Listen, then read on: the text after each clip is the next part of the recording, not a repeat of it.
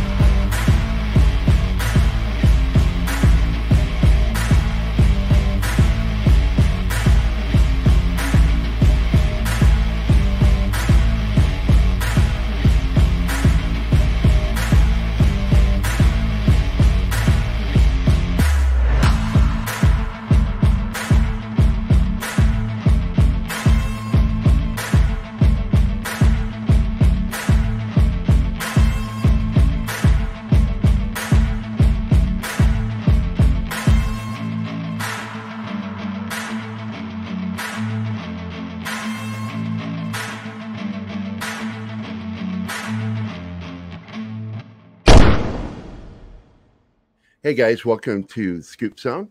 We're going to stick to publishers. So we're going to stick with DC first because they have the least amount of names, and then we're going to move on to Marvel. But the first one here is going to be Constantine because Keith and I are both fans of Constantine and both really enjoyed the performance by Matt Ryan. So we're going to be looking at this story by our friend, Kieran Bug. I'm going to get him on the show, I swear to God. He even bought a microphone just so he can come on our show. Anyway, Sandman fans can thank J.J. Abrams for gender flip John Constantine in the upcoming Netflix series. I don't think a lot of us are going to be watching it. You might be, Keith. I don't know. I'm not going to watch it. I get tired of this stuff that they do with the gender flipping and race swapping. It just gets old. Well, it's done not for creative reasons. It's actually done for money reasons. Yeah, money and identity reasons. So insiders reveal Netflix could use Constantine couldn't use Constantine due to the rights issue. Specifically, Abrams is developing his own John Constantine series for HBO Max, and he wants the character for himself. Oh boy, I can hardly wait to see what J.J. Abrams does with him. Thus, Matt Ryan dropped his Constantine on Legends of Tomorrow, and that was basically the animated film was, from what I understand, the last time we're going to get to see Matt Ryan. That's the word coming out. So instead, Jenna Coleman portrays Johanna Constantine on The Sandman. Plans for a live-action Sandman adaptation have buzzed since 1991. The Sandman spent over years in development hell before David Goyer pitched a script to Warner Brothers back in 2013. Goyer was to produce this film alongside with co-creator Neil Gaiman. Joseph Gordon-Levitt had the lead role. In addition, Gordon-Levitt would have directed the Sandman movie. That's interesting. Mm-hmm. Furthermore, it likely would have featured a comic accurate John Constantine, which is what we got with Matt. Sadly, all fell apart after creative differences arose between Gordon-Levitt and the studio in 2016. Nonetheless, the project will still remain a priority, with plans now shifting from a movie to a TV series. Eventually, Warner Brothers and Netflix struck a deal to co-produce The Sandman. The Sandman debuts on Netflix on August 5th. Look, we've seen this in the past with comic creative owners, IP owners, making deals with Netflix, I don't see where this is going to be advantageous and where Netflix is going to stick to it. I think they should have stuck with this going on HBO too. But Netflix later announced that Tom Sturridge as the lead, with many other talented actors joining the project shortly after. Actors such as Gwendolyn Christie, who portray a new version of Lucifer, and Mark Hamill, who will voice Mervyn Pumpkinhead. Later, Netflix cast Coleman as Johanna Constantine. During the first day of Netflix's Geeked Week, we finally got our first official look at the Sandman.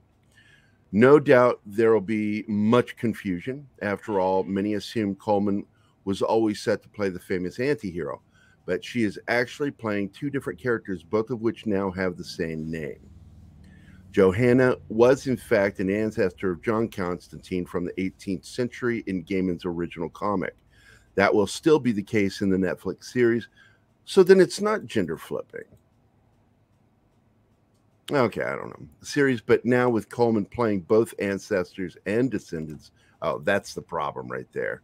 With John Constantine's role in the story now as a woman with the same name as his ancestor, that's just dumb. This change will obviously be very confusing for most fans and infuriating for much of us too. However, there's no doubt that Jenna Coleman will excel as both characters. I don't know. She's a good actor. I'll give you that. She's a good actor, but I don't really feel much excitement over this at all. What are your thoughts, Keith? I'm the same way. What they should have done was they should have just had Johanna Constantine be the character for the entire thing, rather than having two different characters, two different centuries, and it makes no sense, because it just shows the power of the John Constantine character, that you want the ancestor to pretty much be the physical embodiment of that version of the character, while still also having the same actress, in this case, play the character's ancestor. It gets too confusing. It would have just been better just to have Johanna Constantine, I should say, be from the past, being there. See, I didn't read those, so I don't remember that character at all. I had already given up comics by that time. All I've read is the original Constantine comics, the original Hellblazer, and which were great. But create a great character and then shit all over the character. Well done, Neil Gaiman. So I don't know. There's really not much to add to that. I think it annoys both of us. Kieran Bug, of course, did a great job on the article. I think ultimately, JJ's only been interested in this character, again, surprisingly, because of what someone else had done. Everything that he's wanting to do with this character, really, since Justice League Dark. It's all identity politics with JJ now, because him and his wife, they're activists. They're not. They don't really make entertainment anymore. They're activists. Yeah, and that's unfortunate, because Justice League Dark is more than just being an activist. It's these characters that are basically to the world of the supernatural what the superheroes from the Justice League are, except that they handle all of the stuff that they can't handle. But I think because Guillermo del Toro showed interest in making Justice League Dark and wanted Constantine and Matt Ryan to be that version of Constantine, and Warner Brothers at that time couldn't get its head out of its backside to be able to make it happen, that Abrams is basically taking up that project, hoping to soak up the essence of really someone a lot more creative than him and a lot more understanding of where these characters are than he with Guillermo del Toro, because he is that. That's the reason why he's doing all of this. And wanting exclusive access to this character, that's a dick move. Yeah. More than anything else, that is a dick move. I have nothing to add to that. Let's move on to the next one. Once again, more DC news. We've got some information coming in, and we've been hearing about this for over a week.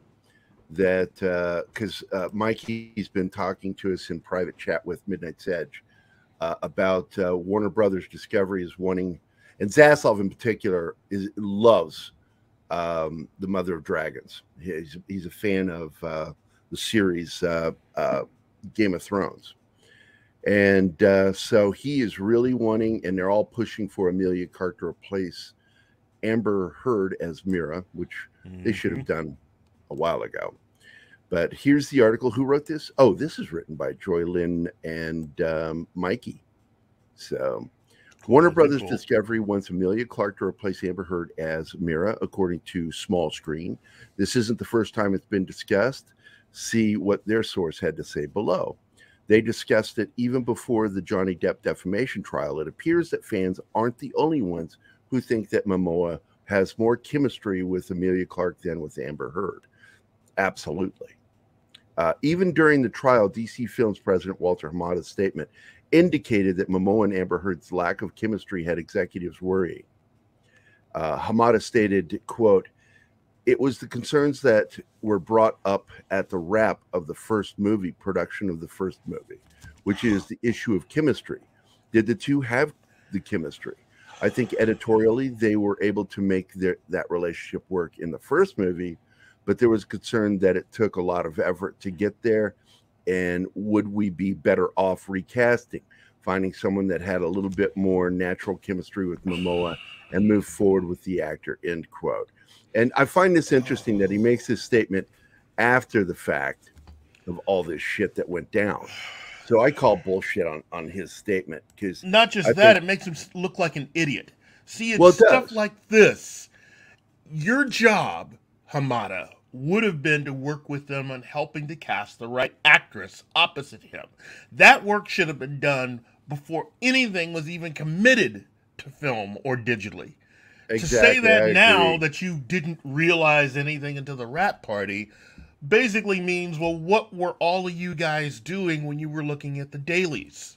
Well, worse than that, as the head of DC, he allowed this to continue. But anyway, at the time, they were already considering recasting Amber Heard for the next movie. In fact, they almost contacted someone to take over the role. Here's what Small Screen Source had to say on the matter last month. Quote, "The idea of having Emelia Clarke play Mira in the sequel was floated inside Warner's, but ultimately the decision to minimize the role was taken and Heard was optioned for the sequel."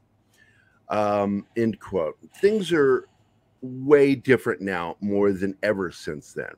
Fans have been calling for the recasting of Mira, especially after the verdict more than a month ago. Thus, the petition to replace Amber Heard with Emelia Clarke got even better and stronger traction since it started. Yeah, millions of people. You know, that's money. When you hear millions, when you hear thousands, they don't flinch. You hear millions sign that thing, that's when you've got Warner Brothers' attention, or at least Zaslov. If it's a matter of recasting for better chemistry, Emelia Clarke has no need to screen test with Momoa. Warner Brothers Discovery knows this. Everyone knows this. It's definitely reaching Warner Brothers that keeping Heard as Mira will hurt Aquaman and the Lost Kingdom, if not the franchise entirely. At present, things look to lean more into the recast, but that doesn't immediately mean they'll have Emelia Clarke. Wouldn't it be great to have Emelia Clarke as Mira, though? There's much fan art on, yeah, there is. I've seen a lot of it. So let's get down here. There is still the point of production cost to consider. When a fully finished movie needs a character to be replaced, however, the fact that this news has floated again would mean that changes are afoot inside the studio. This means that they have determined that the loss they will incur if they keep Amber Heard would hurt more. Will it happen in time for the new, the sequel? I don't know. Sources doubt it. Nevertheless, it's not impossible, which is what I'm saying. The same thing goes with the Flash movie. You know, it's like eventually they're going to have to make a move. And I know that Mikey has been saying, there are two options. The third option is reshooting. $100 million, reshoot. Remove Ezra Miller completely from the film. For me, that's the safest bet. Lose a little bit. It's better than to lose a little money on the release than to completely destroy the future of the franchise. The only downside is that whoever you bring in, this is going to be the hard part, because you're not just casting for just this movie. whoever ends up replacing Ezra Miller is basically going to have to first have chemistry with all the co-stars of this movie, but also have chemistry with the rest of the cast of Justice I League. get it. And it's the same thing with Emelia Clarke. And, you know, she's not just going to be signing a contract for this film. She's going to be signing a contract for more films, including a lot of those characters. She's got great chemistry with Jason Momoa, but will she have, you know, that chemistry? Yeah, you know she's going to, because she's fucking awesome. You know, I really hated when people said that she was the worst part of the Terminator film she was in. And I'm like, no, she wasn't. No. It was the writing that was bad. She was really good in it. The writing was really bad. Yeah, she was fantastic. So I enjoyed her as Sarah Connor. But anyway, I guess we'll move on. We're going to now move on to the Marvel stuff. Marvel and jazz hands. So we'll get on to this first one. I don't know. It's hard for me to get excited about anything. I'm becoming a real cynical douche. You know that. You know that probably better than anybody, how cynical I can become.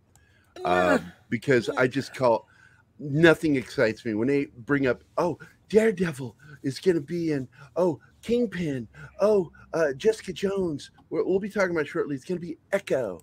It's like, I don't care. Echo is not a show I really want to see. Yeah, I think part of it is the fact that we realize now that Kevin Feige doesn't, it's not that he doesn't have control. It's something that, and I know this is going to be a first time from anybody to hear this come out of my mouth, but it's actually a credit to something that John Cameo had mentioned on his show, which is that there's so much going on that even Kevin Feige can't really master all of it. He has to have help, and Victoria Alonso is there to help. The only thing is that she's not really helping. She's helping herself. She's making it harder. She's making it worse. When she wanted to change X-Men to X-People, just proves how out of the loop she is. And that she has power over Feige. You know, once I discovered all that information about her, I realized I was wrong. That Kevin Feige only kind of shit the bed. Victoria Alonso is the one who shit the bed with Phase 4. Yeah, and I'm telling you, Phase 5 is not going to get any better while she's there. We're going to see the same bullshit happening. So I do get kind of excited about this with the Russo brothers because I like them. Yeah, I like them a lot. But I don't see them coming back to Marvel after some of their criticism. I would not be surprised if some of that criticism... There's been a lot of criticism of the MCU and Marvel Studios from a lot of the people that used to work in making these movies, a lot of the stars. Yeah. My thought is, I wouldn't be surprised if in actuality, the reason why many of these people were not wanting to come back was because of Victoria Alonso and her growing influence. That you probably would have gotten back more of these people if she wasn't so dominant or dominating in what she was wanting to accomplish. No, I agree with you on that. So with this article, we've got, of course, the Russo brothers open to directing the MCU's X-Men reboot. This is written by Edwin Francisco. The Russo brothers revealed the doors are still open for them to direct MCU films, possibly even the X-Men movie. I don't know. After their criticism, is that door still really open? But we'll find out. Anthony and Joseph Russo have put the MCU into overdrive. They have directed Captain America Winter Soldier, one of the best fucking movies. Captain America Civil War, another very good fucking film. Infinity War, very good. Avengers Endgame, not very good. I did not like Endgame. Fans praise them because they are able to manage to give their characters important moments, regardless of how many they have. Directing the films, especially like Avengers Endgame, was a daunting task. Well, I imagine because Victoria Alonso was really gearing up at that point, and that's why we ended up with the weird A-Team moment in the film, which really knocked it down a few pegs. Legitimacy. Well, the Russos really are the fanboy brothers of Hollywood, okay? Yeah. It's what they are really what we thought we were going to get from the Wachowskis. And so they're going to continue on. Not that the Wachowskis, there's anything wrong with the Wachowskis, but they haven't really gone as far as we hoped they would. The Russos are, because they are fanboys. They've grown up with comics. The Wachowskis did too. Yep. But the Russos love comics, and they've already proven more than once that they can work with these characters as long as nobody goes messing around with what the Russos are wanting to do. And I don't think they wanted to be there while Victoria Alonso was experimenting with different ways of putting her agenda forward. Yeah, changing stuff and adding stupid ideas. To continue the article, after Avengers Endgame, the Russo brothers took a break from the MCU. With the success of their films in the MCU, they have been able to take on more projects. They have made Extraction for Netflix and Cherry 2021 for Apple Plus. They are now working on 2 new films for Netflix, namely The Gray Man and Extraction 2, which I'm looking forward to that movie right there. Yeah. In September 2021, the Russo brothers seem to have moved on from the MCU. This was more of a reaction to what happened with Scarlett Johansson's issues with Disney. Without a doubt, it became a complicated issue after all the pandemic was raging. Thus, Disney made adjustments to their theatrical films and Disney Plus. Nonetheless, Disney and Johansson settled in the same month. Months have passed since then. People have wondered if the Russo brothers will come back to the MCU. The Associated Press asked the Russo brothers about the MCU future, and they replied, quote, "We're always open to it. We love those guys. We love everyone over there. Kevin Feige, Louis D'Esposito. I'm going to skip this fucking name because I know that's a lie. The actors. Right now, we're focusing on Agbo. Right now, our slate is pretty full. The Electric State, Battle of the Planets, The Gray Man. See where The Gray Man goes from here. Hopefully, audiences will like it. That's really been our focus at the moment, working with filmmakers like Daniel Kwan and Daniel Scheinert in Everything Everywhere All at Once, which I'm planning to watch because I heard it's insane. And I think, never say never. With that right storyline and the right time, we'll go back to work. And that's a good positive attitude, but I predict it won't happen. But continuing the article, back in December 21, they said the same thing, that they loved working with Marvel Studios. They also said that they want other directors to have their chance with the MCU, especially since Marvel Studios has been getting new upcoming directors to make their films. Still, the Russo brothers want to focus on personal projects for a while, but they have admitted that they are open to coming back to direct another MCU film. AP followed up with another question about if they wanted to give a new take on to the X-Men, to which they said, quote, "That was one of my favorite comics growing up, Wolverine. One of my prized possession is Incredible Hulk number 181. Yeah, it's a great comic. And it's a great introduction to Wolverine, which is the first appearance of Wolverine. Yeah, we know that. It's an important part of comic book collection, Wolverine being, okay, why are we going on about Wolverine so much here? But I do think that it's probably Kevin is rightfully put aside for a while to introduce new characters into the world and bring it back when it's ready." Yeah, it's an end quote. That's more Victoria Alonso introducing new characters and making Kevin wait to put in all of the, because he wants to bring in fans. That's all he cares about is putting asses in the seats. Since Disney bought 20th Century Fox, it felt like the X-Men have been placed on the back burner, but we did get a small tease with Doctor Strange in the Multiverse of Madness by seeing Professor X variant. Let's see. Also, Deadpool 3 is already in early development, and Taron Egerton is trying to get the role of Wolverine, which I think he's really, really going to be good if he gets it. It would be interesting to see Wolverine back in action again with the Russos back at the helm. I don't think it'll happen. But for now, that it's wishful thinking. Yes, exactly what that is. I'm sure the Russos are in Marvel Studios' plan. I don't think so, especially with how they have handled Infinity War and Endgame. I don't think it matters. I think they did a little biting of the hand with that interview a year ago. So back in 2020, the Russos have hinted that they wanted to make Secret Wars, but this is still many years away. You don't know that. Marvel Studios has already placed hints of what that happening in the multiverse already in the MCU. Yeah, I don't think it's years away. They make it sound like it's a decade, and it's like, I don't think it's that far away. Yeah, maybe 2 or 3.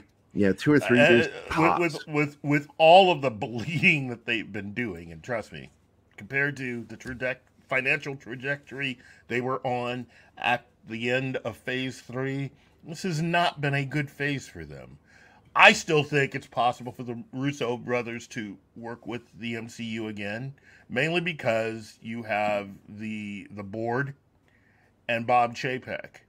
They screw up one time, and pretty much you're going to hear from the board, yeah, about those Russo guys, the ones that always seem to be able to bring us in the money. When can we expect to see them working again? Yeah, exactly. On a Marvel film. Well, that's the only way that's going to happen, to be honest with you. They're going to have to be kind of pushed by the money makers, or the guys that control the money. Yeah. So here we go. Very connected. We have Taron Egerton, could be the MCU's Wolverine. This, of course, by Mikey Sutton. Taron Egerton could be the new Wolverine. In fact, it seems like he's on the verge of landing the role, and I'm excited by this, man. Per the Hollywood Reporter, Egerton met with Marvel Studios president Kevin Feige. Generally speaking, actors don't reveal talks with Feige. In other words, this isn't the norm that it was mentioned exactly. In fact, Tobey Maguire and Andrew Garfield denied their casting in Spider-Man No Way Home, even before the movie's release. Taron Egerton is probably close to a deal. He may have even signed it already. However, that's speculative at this point. Nevertheless, San Diego Comic-Con begins in July 21st. This could be among the bombs Feige will drop. It's the perfect drop the mic moment, isn't it? I completely agree there. I think San Diego is going to be information, not showing. They're gonna save showing for D23, because that's the other thing you got to understand. D23 is also showing is one thing, saying is another. So they could drop the bomb here, but then seeing him as Wolverine would be something I would do at the next D. Well, no. That would require actual film work. I mean, they're going to do what they did like 5 or 6 years ago, which is have production art, official. Production art. I think they're going to. I think what they're going to do. That's what they did with Black Adam. What I mean is, at D23 is where you had that big Marvel reveal where they revealed all these actors that are coming up. So basically, when they had that thing years ago where they introduced everyone to the Black Panther, that was not at San Diego. Okay, that was at a morning event that they had at the El Capitan, and then at D23 they had that massive introduction of all the actors and everything. They're gonna save all of that stuff for D23. So it'll mainly just be Kevin Feige dropping bombs, and anything that he actually has with him, any footage or whatever, is for stuff that's already in the can, maybe showing us a few things that we've never seen before, but for the most part, managing expectations and excitement, and basically trying to reverse a lot of the bad press that they've been getting for a little bit. That's what San Diego is going to be for the MCU and Marvel. For DC, it'll just be an opportunity to show what they got. Well, here's what I'm going to say here. This is how they do it. This is how they need to do it. They need to begin while somebody is talking, Kevin Feige, and you start on those claws, and then you slowly scroll up and reveal the actor. And it can be production art, like this is fan art that was done through composites. But either way it goes, something official like that, slowly doing a reveal like that, would be fucking monumental to the fans. And I'm telling you, they need to do that. And they couldn't do that at San Diego. I agree with you. I think that needs to be done at D23, and we'll see what happens. Roll the dice, see what happens. I'm going to, I always bet on black.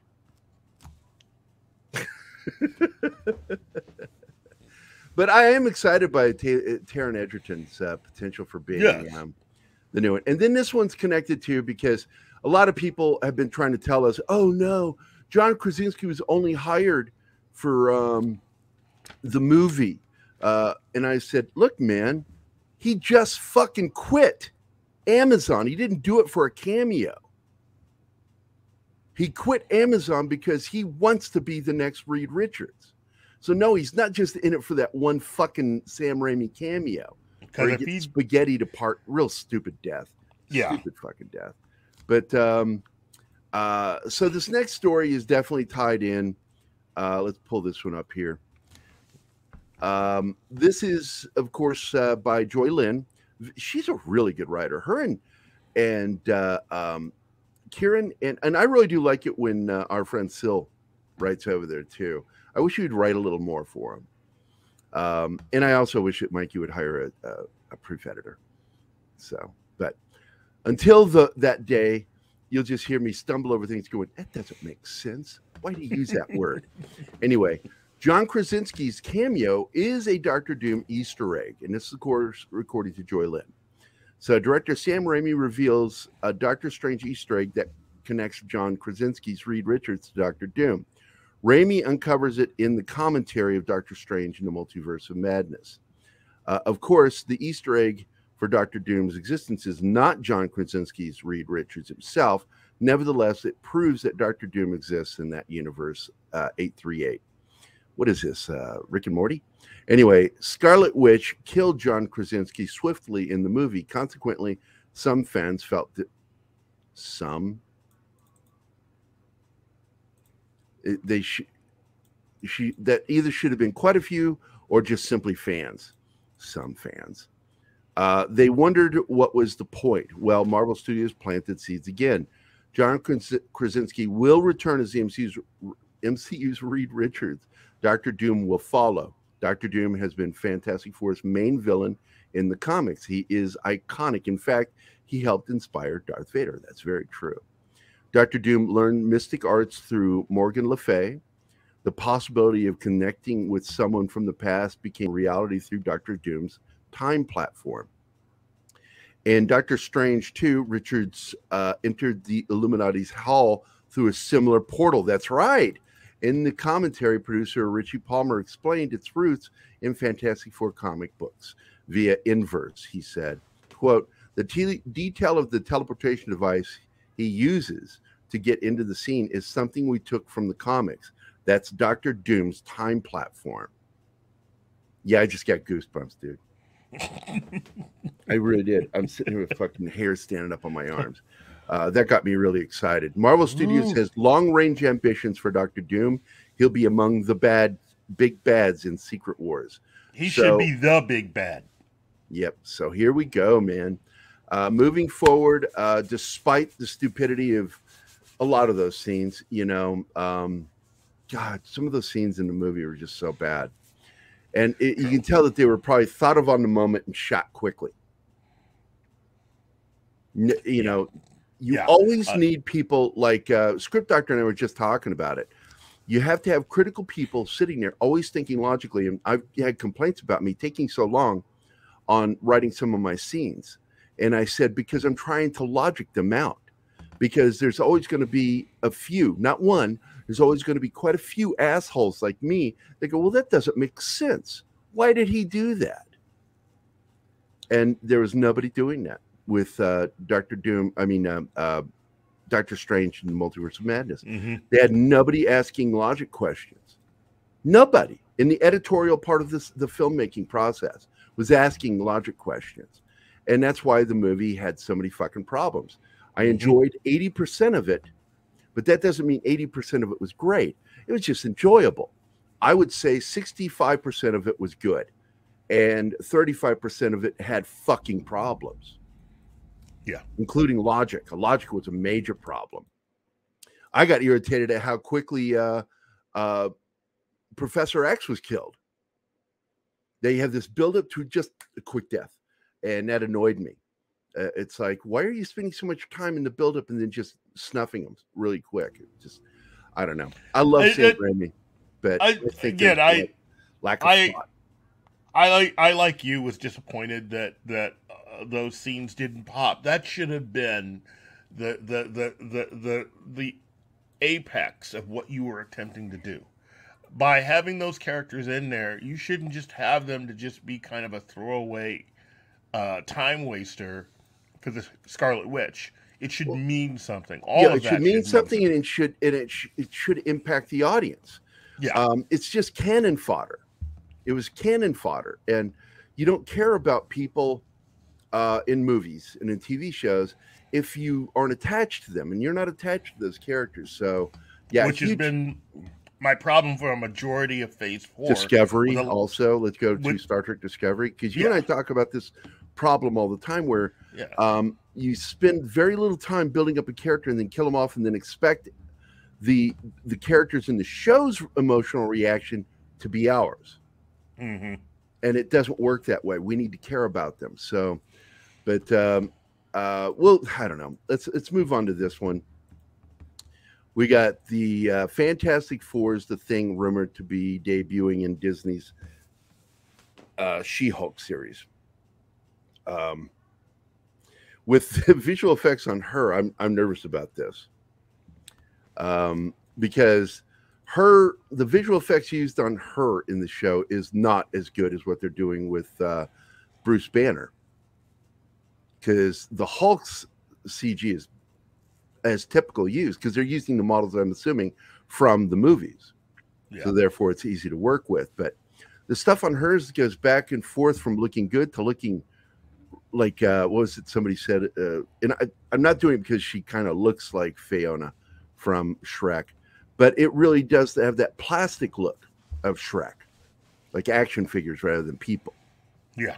And I'm getting that with a lot of the footage, and it goes back and forth. So let's hope it's better by the time the show comes out, but I have no hope for that show. I don't believe in anything coming forth from Disney Plus anymore. They've bit me one too many times with the old bait and switch. The only thing they won't bait and switch you on is stuff that starts out about a female, so you don't have to worry about that with She-Hulk or with anything they make about a female. Ms. Marvel? Yeah. You know, we'll be talking at length on Friday with Cameron Pasha on Friday's TGIF. We're going to be discussing all the stuff about that series, because we're coming up on the finale this week. I've not finished watching episode 1 yet. I'm going to try to, because we need to, understand what he's talking about with the show. And I understand his passion, because in his eye, it's been the best representation of a Pakistani Muslim family he's ever seen. And I get it. So he's got a love for it. But with me, it's always about story. Also, with the age thing, I have a problem with it, because I feel creepy watching it, because I'm watching a film about a little girl. And it just, I don't know, I feel skeevy watching it. But anyway, I'm going to do it. I'll stomach my way through. I hope you do too, Keith. But let's get back to Fantastic Four here. This is, of course, by Mikey Sutton. The Fantastic Four's The Thing is reportedly headed towards She-Hulk, Attorney at Law, from Jessica Jones to Daredevil. She-Hulk brims with the cameos. Well, that's the whole bait and switch thing, where, it's like, if the character can't make her show good, let's bring in characters to get people in. But that's not the characters who are the main characters. They're only there to bait us in. And those are the rumors. Marvel Studios hasn't confirmed them yet, but you can bet that they're in there. Add the Thing to that list. The Everything Always YouTube channel covered a recent uncredited 4chan scoop. Host Michael Roman revealed that Jason Segel, How I Met Your Mother, plays the Thing, voice-wise at least, in She-Hulk. If so, Segel will be the Thing in the Fantastic Four film. First of all, Roman explained that this is an anonymous leak. In other words, it might not be trustworthy source. Nevertheless, it's plausible enough to warrant attention. Apparently, Segel will use a motion capture suit to... Oh, really? Okay. So he's going to actually physically perform the character, too. All right. Mm-hmm. Well, I don't know how I feel about that, because I don't see him as being able to do action and shit. But furthermore, the Thing won't appear until the 8th episode, according to that scoop. That detail sounds fairly specific. Moreover, Siegel isn't the headline-grabbing name that attaches itself to fake news. Granted, that doesn't guarantee it's accurate. Still, it's enough to pass Roman's credibility test, and I agree. When it comes to scoops, no matter their origins, the first question is this: does it make sense? And it does. Secondly, the Thing battles the Wrecking Crew. Perfection. The Thing had She-Hulk teaming up against those 70s cheeseball feels so right. Bronze Age comic fans can already imagine drinking Slurpees while watching this. Ever since Krasinski appeared as Reed Richards recently, the Fantastic Four rumor mill is heated up. No, Howard Stern is not Doctor Doom. Yeah, it was the dumbest thing I ever heard. But Doctor Strange in the Multiverse of Madness featured a Mr. Fantastic variant. The Fantastic Four is the Thing rumored to debut. The Thing would be the real Thing. Fox cast Michael Chiklis in director Tim Story's Fantastic Four movies. I thought he did a fantastic job. Chiklis and Chris Evans, Chris was okay. The Human Torch made those films entertaining. Jamie Bell was the Thing in Josh Trank's 2015 bomb. Yeah, that was just not good. Frankly, hardly anyone remembers him, or for the fact the movie. Stuntman Carl Ciarfalio was the first Thing in Roger Corman's 94 film. And the makeup was really good on that, but it's not a good film. Nobody ever released it on video, but I saw the bootleg, and then it wasn't that bad. It's okay. Perhaps Marvel Studios head Kevin Feige is pulling another Avengers. In other words, introduce the Fantastic Four members separately, then bring them together for the movie. I don't like that idea because they were made together. So, I mean, I get the idea of showing them separately, but you got to make sure that their origin is that they came about the same way all together. She-Hulk could be ground zero for Fantastic Four. It's clobbering time. It just might be. And I hope Mikey's right on that. I really do. It might be one reason for me to watch that show. You? Yeah. It definitely would be a reason. Look, I've enjoyed the character in the comics. I'm not one of those people that's never heard of She-Hulk. I really think that She-Hulk is one of those really cool Marvel characters they've been needing to introduce for a long time. Unfortunately, we're just now getting around to it. Personally, I'm excited about the Thing. I'm excited about the Fantastic Four because, again, they are my favorite Marvel comic group. Right. My favorite stories. And to me, they are the creative heart of all things Marvel. I just think that as long as you take your time with it and you're not trying to rush anything, I'm all in favor of it. Unless Victoria Alonso is doing it, in which case we then know that she'll find a way of messing this up. It'll all be screwed up. Yeah, of course. So, I don't know. I don't get excited over Disney Plus stuff. I'm just not letting myself anymore. I'm done. 90% of it's been just crap. So, but this, on the other hand, might be something to get excited about. And again, this headline kind of throws me. It like you and I talked about earlier, it should read Marvel Studios to reboot Netflix's The Defenders. Yeah. Because it's not Charlie Cox's show. But he is going to be a star of it, and it's, of course, by Mikey Sutton. Marvel Studios is planning a new series of Charlie Cox's The Defenders. See, that still throws me. Why is it Charlie Cox's? Yeah. On Netflix, The Defenders became a street-level Avengers. Yeah, they were a team, so therefore saying one person's is odd to me. In other words, the Defenders wouldn't tangle with cosmic foes like Thanos. Rather, they fought the ninja organizations, the Hand, in the 17 Netflix miniseries. Charlie Cox's Daredevil was the Defenders' biggest star. Yeah, no question. After Netflix's Daredevil debuted in 2015, fans began to anticipate the group he'd form.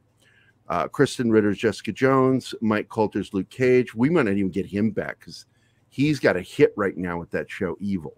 Mm-hmm. I'm hoping we can find a way. And Finn Jones, Iron Fist, whatever. Each of them had their own solo show. Some were good. One was not. Ex-Marvel television head Jeff Loeb obviously wanted to capture the MCU formula. The characters met one another in their respective series. The Defenders brought them under the same leaky roof. it could have been so much better. I think that it was still good, but it should have been a lot better. Yeah. So in February 2021, small screen scoop that Marvel Studios sought Coulter back as Cage. We covered that as well. Insiders add that the current plan is to get Coulter back. And like I said, the problem is he has a hit TV series.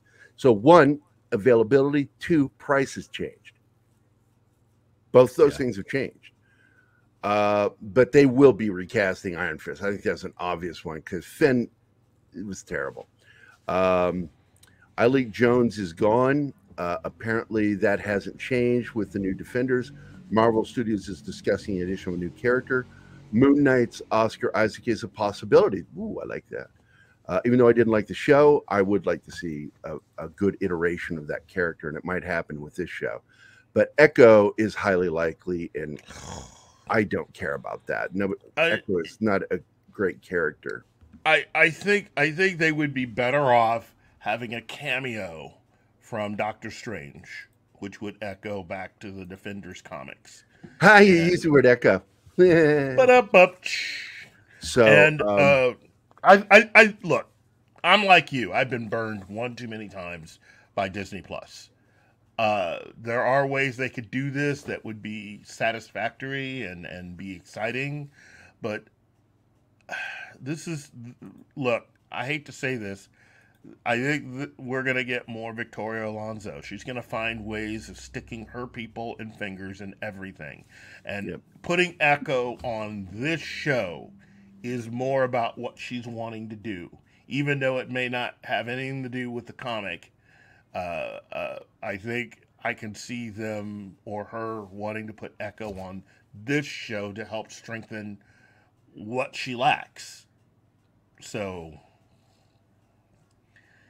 I don't know. I don't know.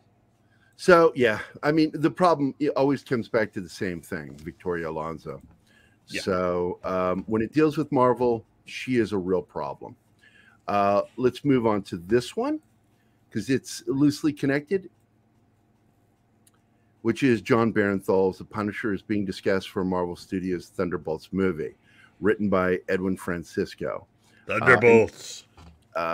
Let's see. John Barenthal's The Punisher is being discussed to join Marvel Studios' villain film Thunderbolts.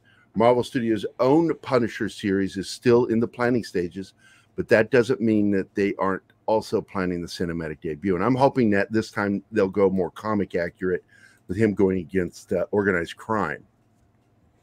Netflix has established a darker side of what the MCU could be. And there is no denying that some of the shows that they have made really made quite an impression. Fans loved it. Well, we loved most of it. We had problems with, again, that he wasn't fighting organized crime in either film. And that's his beef, is with organized crime. Mm-hmm. You know, whether it's the mafia or you know, there's organized crime all over the world.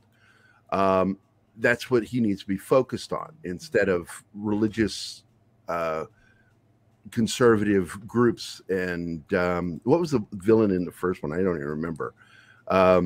Corrupt cops. So because of this, Disney has retained some of the stars Netflix has established. Mm-hmm. And I like that. Charlie Cox star, you know, we know this one, and Vincent D'Onofrio. So Barenthal was an obvious one because he was absolutely, after Charlie Cox, a fan favorite, the number 2 fan favorite. Yeah. So I don't think we'll be seeing him in She-Hulk or Echo. Punisher needs to be focused completely on his stories, you and I talked about before the show. Many feel that John Barenthal's portrayal of Punisher defines the character, especially when he was first shown as in Daredevil season 2. In the beginning, they betrayed him as a troubled villain like on Daredevil, but later they revealed Frank Castle's violence has reason and meaning to it. There's always purpose. The Punisher occupies that twilight zone between anti-hero and bad guy. Marvel Studios has begun establishing Daredevil's new future. What about the other Defenders? And for now, it seems John Barenthal's The Punisher could be a part of Jake Schreier's Thunderbolts. Thunderbolts will be the MCU's version of the Suicide Squad, a group of reformed villains who are trying to do some good and this could be an interesting angle for the Punisher. The Punisher is not a basic hero. He will use violence, and he is not forgiving. This makes him a villain to the eyes of many. But once you do understand why he's doing these things, you do see him as the hero in some respects. As we have seen in the Netflix, well, he's not the hero we wanted. He's the hero we needed, you know, going back to that Batman line. He doesn't really like explaining things, but with all his violent actions, his motives have been good intentions. It's this that Marvel Studios wants to take advantage of, this character going back and forth between opposite sides. There are no definite details about Thunderbolts at this time. Julia Louis-Dreyfus, Valentina Allegra de Fontaine likely leads them. The team has been building has no name yet, but it has been shown in the MCU that she has already recruited Yelena Belova and U.S. Agent. Both of them are considered anti-heroes in the MCU. So the Punisher's profile fits this. And if they keep it at that, these are non-superheroes and go straight for human action heroes or villains, I think that Thunderbolts could work. I've already somebody's already put together there was a leak of a picture that they had drawn. They're not going for that. Some of the other this sounds like grounded action spy. I know killers, assassins. That's what a lot of Phase 4 should have been, and they decided not to do that. I don't think John Bernthal's going to go for this. What I saw in that picture was they had it was well, is it fan art? It was from what's his name, the guy that's been doing a lot of the Marvel the official art. Not the official art, but the guy that's usually his artwork usually leads to that. He's a fan art guy, but whenever he makes something, chances are it'll happen. And what they had in it was the Winter with the characters they're describing, I don't see it being a superhero, anybody with superpowers. They in it they had what they had named Yelena, and they also had U.S. Agent. They also had Winter Soldier was a part of it, and they had. So you're talking about the villain from the Incredible Hulk, which was Tim Roth's character. What was he called? The Abomination. Outstanding. I think you shared the artwork with me, so let me share the artwork. Pull it up on screen. And is this the one? I think this is the one. Yeah. Boom. Yeah, there it is. And that's the Abomination back behind him there. Let's see. The character on the left is just ridiculous. Yep. Baron Zemo. Yep. Oh, and that's from Ant-Man and the Wasp. That's Ghost. And so they're thinking about the Punisher being in part of this too.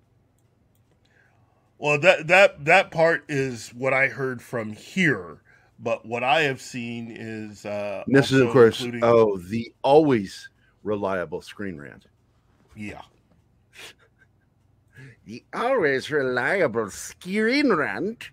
I've also seen having. We got to believe us, didn't we? Excellent. Also having Winter Soldier be a part of this, all right, which would fit. I would like that because I like one. I like the actor, and I like his performance and everything he's done so far. Even on that shitty series, there were moments of really good stuff on that show, and then it got preachy and fucking ridiculous. Anytime you point a finger at the audience, you've made a mistake and lost your audience. I warn people about that shit all the time. That, you know, nobody listens in Hollywood because they know better. But finally, the last one we need to talk about is Jessica Jones. Now, I did not, and I will never watch season 2 because what they did was, well, it's misandry. You know, to refuse to hire men to direct a show and only hire women is the exact same thing of doing the opposite. Sexist. Yes. oh, but it's not sexist, it's reverse sexism. No, reverse sexism is to not be sexist. So, but hopefully they will get smart. But with Victoria Alonso in charge, I'm not going to put any fucking money on it. But Disney Plus gives Netflix Jessica Jones new title for possible relaunch, which what they did is this is by Edwin Francisco. They took on the name of the comic book, which is AKA Jessica Jones. And I think that's a good move. I think it's a good move.